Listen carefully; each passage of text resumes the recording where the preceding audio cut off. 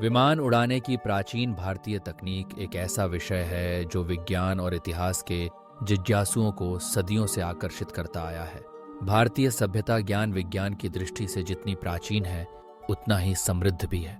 हमारे ऋषि मुनियों ने हजारों वर्ष पूर्व न केवल भौतिक विज्ञान, गणित, ज्योतिष, औषधि, वास्तु और खगोल विज्ञान में उल्लेखनीय योगदान दिया, बल्कि ऐसी तकनीकों का भी उल्लेख किया है जिनका संबंध आज के आधुनिक युग की विज्ञान की खोजों से है।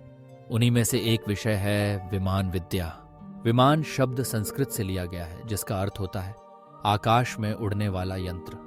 प्राचीन ग्रंथों में विमान का उल्लेख कई बार मिलता है, विशेष रूप से ऋग्वेद, रामायण, महाभारत, योग वशिष्ठ, साम्राज्य सूत्र और विमानिका शास्त्र आदि ग्रंथों में विमानों के निर्माण, उसकी उड़ान, उसकी गति, उसके नियंत्रण और उसके उपयोग के बारे में विस्तार से लिखा गया है।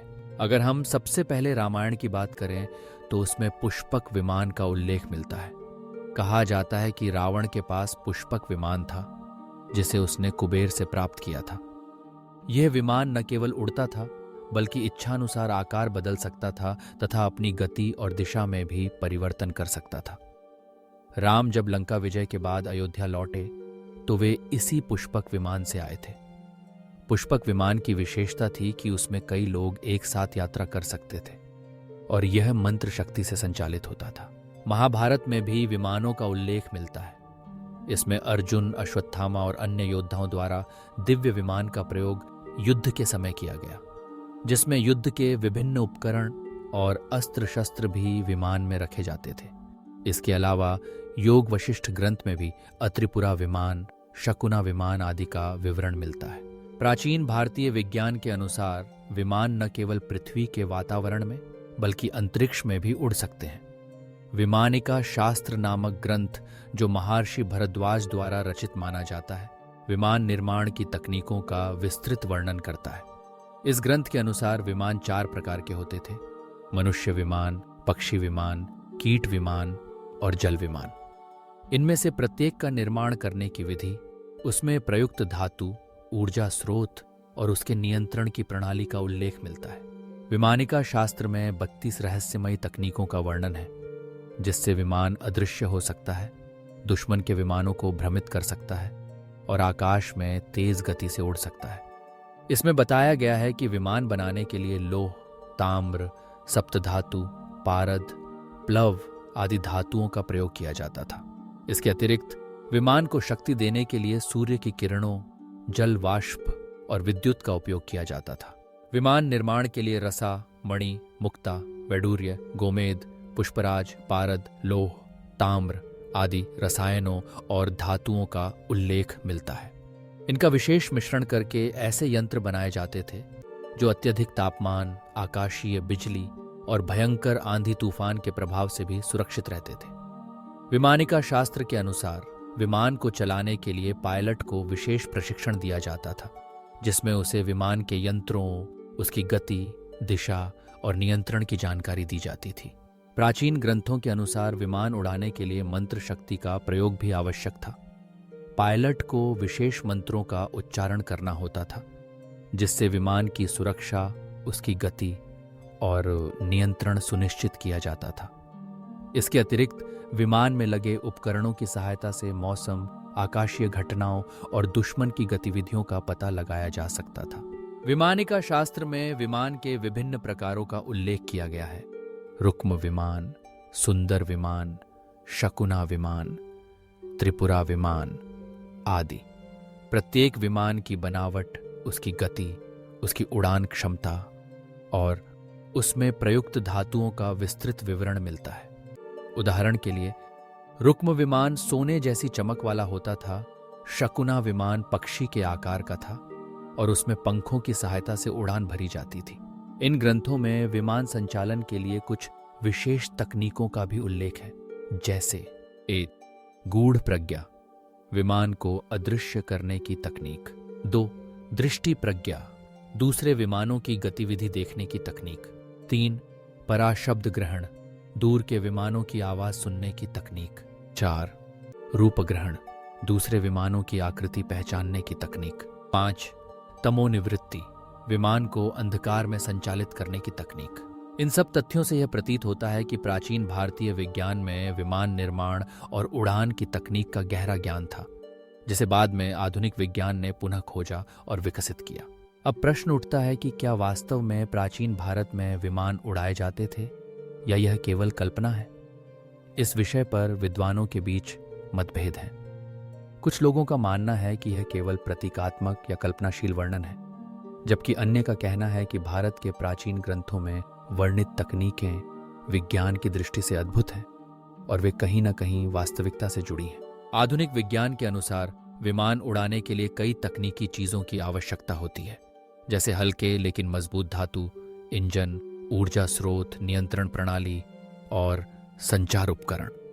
प्राचीन ग्रंथों में इन सभी का उल्लेख मिलता है, भले ही उनकी भाषा और वर्णन शैली आधुनिक से भिन्न हो। विमानिका शास्त्र में विमान को उड़ाने के लिए मरुत शक्ति अर्थात वायु की शक्ति, सूर्य शक्ति, सूर्य की ऊर्जा, जल शक्ति, जल की भाप और विद्युत शक्ति, बिजली का उल्लेख मिलता है। इनका उपयोग विमान को उड़ाने, उसकी गति बढ़ाने और उसे नियंत्रित करने के लिए किया जाता था। विमान निर्माण के लिए धातुओं के मिश्रण की प्रक्रिया को धातु संयोजन कहा गया है। इसमें लौह, ताम्र, पारद, प्लव आदि धातुओं को विशेष अनुपात में मिलाकर विमान का बाहरी ढांचा तैयार किया जाता था, ताकि वह हल्का, मजबूत और तापमान के प्रति संवेदनशील हो। विमान के अंदर के यंत्रों की सुरक्षा के लिए रसा और मणि का उपयोग किया जाता था, जो विमान को चुंबकीय, विद्युत और आकाशीय बिजली के प्रभाव से बचाते थे। प्राचीन ग्रंथों के अनुसार विमान उड़ाने के लिए पायलट को अत्यंत योग्यता और ध्यान की आवश्यकता होती थी। उसे वायुपथ, आकाशपथ, नक्षत्रपथ और सूर्यपथ का ज्ञान होना चाहिए। ये सभी मार्ग विमान की दिशा और गति निर्धारित करने में सहायक होते थे। पायलट को मौसम, आकाशीय घटनाओं और पृथ्वी की स्थिति का भी ध्यान रखना होता था। इसके अलावा विमानिका शास्त्र में दुश्मन विमानों से बचाव की तकनीक भी बताई गई है। इसमें विमान को अदृश्य करने, उसकी गति बढ़ाने और दिशा बदलने की विधि का उल्लेख है। इसमें गूढ़ प्रज्ञा और तमोनिवृत्ति जैसी तकनीकें शामिल हैं, जिससे विमान शत्रु की दृष्टि से छिप जाता था या अंधकार में भी उड़ सकता था। विमान निर्माण की प्रक्रिया में शिल्प शास्त्र का भी महत्वपूर्ण योगदान था। इसमें विमान के आकार, उसकी बनावट, उसकी आंतरिक व्यवस्था और उसके इंजन की संरचना का उल्लेख मिलता है। शिल्प शास्त्र के अनुसार विमान के पंख, उसकी पूंछ, उसके पहिए और उसके नियंत्रण यंत्र का निर्माण अत्यंत सूक्ष्मता से किया जाता था। विमानिका शास्त्र में विमान के संचालन के लिए वायुपथ गणना, गति निर्धारण, दिशा परिवर्तन, ऊंचाई नियंत्रण और ऊर्जा प्रबंधन की विधि बताई गई है। इसमें वायुपथ का अर्थ है विमान के उड़ान मार्ग का निर्धारण, गति निर्धारण का अर्थ है विमान की गति को नियंत्रित करना, दिशा परिवर्तन का अर्थ है विमान की दिशा को बदलना, ऊंचाई नियंत्रण का अर्थ है विमान को ऊंचा या नीचे करना और ऊर्जा प्रबंधन का अर्थ है विमान को चलाने के लिए आवश्यक ऊर्जा का प्रबंधन करना। प्राचीन भारतीय विमान तकनीक में रसायन शास्त्र का भी उल्लेख है। इसमें विमान को सुरक्षित रखने, उसकी चमक बढ़ाने और उसे मौसम के प्रभाव से बचाने के लिए विभिन्न रसायनों का प्रयोग किया जाता था। मणि और रसा का उपयोग विमान के इंजन और यंत्रों में किया जाता था, जिससे उनकी क्षमता और सुरक्षा बढ़ती थी। विमानिका शास्त्र में विमान के पायलट के लिए कुछ विशेष योग्यताओं का भी उल्लेख है। पायलट को ध्यान, स्मृति, विज्ञान, गणना और दृढ़ता का अभ्यास करना आवश्यक था। उसे विमान के यंत्रों, उसकी गति, दिशा और नियंत्रण की जानकारी होनी चाहिए। साथ ही उसे मौसम, आकाशीय घटनाओं और शत्रु की गतिविधियों का भी ज्ञान होना चाहिए। विमान उड़ाने की प्राचीन भारतीय तकनीक को अगर आधुनिक विज्ञान की दृष्टि से देखें तो उसमें कई ऐसे तत्व मिलते हैं जो आज के वैज्ञानिक विमानों में भी पाए जाते हैं, जैसे धातुओं का चयन, इंजन की संरचना, ऊर्जा स्रोत, नियंत्रण प्रणाली और संचार उपकरण। हालांकि इस विषय पर ऐतिहासिक प्रमाण और वैज्ञानिक अनुसंधान अभी भी सीमित हैं। अधिकांश जानकारी प्राचीन ग्रंथों और उनके वर्णनों पर आधारित है। फिर भी यह तथ्य नकारा नहीं जा सकता कि भारत की प्राचीन सभ्यता विज्ञान और तकनीक के क्षेत्र में अत्यंत उन्नत थी। विमान उड़ाने की प्राचीन भारतीय तकनीक न केवल विज्ञान का विषय है, बल्कि यह भारतीय ज्ञान परंपरा का गौरव भी है। यह दर्शाता है कि हमारे पूर्वजों के पास ऐसी अद्भुत कल्पना, तकनीकी समझ और वैज्ञानिक सोच थी जो आज भी दुनिया को चकित करती है। इस विषय पर आधुनिक शोधकर्ताओं द्वारा कई अध्ययन किए गए हैं। कुछ विद्वानों ने विमानिका शास्त्र का अनुवाद और विश्लेषण किया है, जिसमें विमान निर्माण, उसकी तकनीक और उसके संचालन का विश्लेषण किया गया है। हालांकि अभी तक कोई ऐसा भौतिक प्रमाण नहीं मिला है जिससे यह सिद्ध हो सके कि प्राचीन भारत में वास्तव में विमान उड़ाए जाते थे। फिर भी विमानिका शास्त्र, रामायण, महाभारत और अन्य ग्रंथों में दिया गया ज्ञान हमारी विज्ञान परंपरा का अभिन्न हिस्सा है। यह हमें यह सिखाता है कि कल्पना, विज्ञान और तकनीक का अद्भुत संगम हमारे पूर्वजों के जीवन का हिस्सा था। आज जब हम विमान उड़ाने की आधुनिक तकनीकों को देखते हैं, जैसे जेट इंजन, रॉकेट, ड्रोन और अंतरिक्ष यान, तो यह विश्वास करना कठिन नहीं है कि प्राचीन भारत के वैज्ञानिकों ने भी अपनी कल्पना और ज्ञान से ऐसे यंत्रों का निर्माण और संचालन किया होगा जो उस समय के लिए अत्यंत उन्नत थे।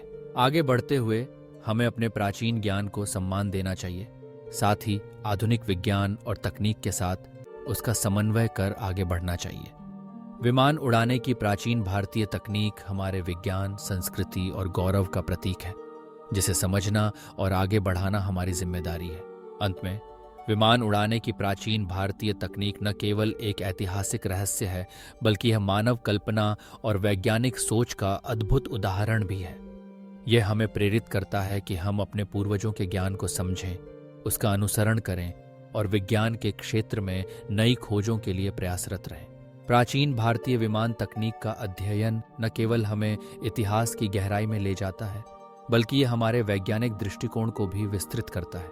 यह हमें यह विश्वास दिलाता है कि ज्ञान, कल्पना और तकनीक का संगम मानव सभ्यता के विकास में हमेशा महत्वपूर्ण रहा है और आगे भी रहेगा।